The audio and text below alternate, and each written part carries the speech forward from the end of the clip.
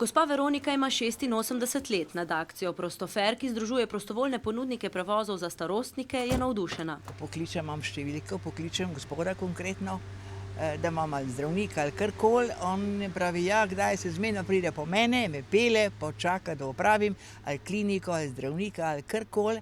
Tudi gospod Trajko je v pokoju. Akciji se je pridružil pred nekaj meseci. Za svoje delo ne dobi plačila, a pravi, dobro se z dobrim vrača. Ker nekoč bom verjetno tudi jaz na njihovem mestu, ker tudi jaz sam nimam neke velike pokojnine in bom verjetno odvisen od raznih taksijev, avtobusov, če bom lahko šel.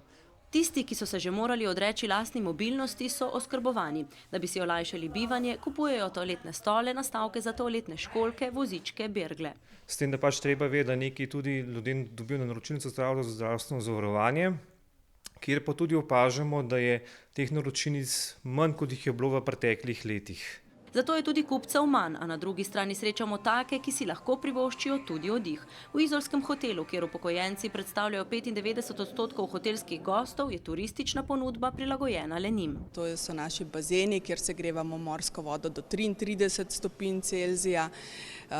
Organiziramo pohode, prilagojene starejšim gostom. Mi imamo upokojenci še zmeraj nekaj v žepu.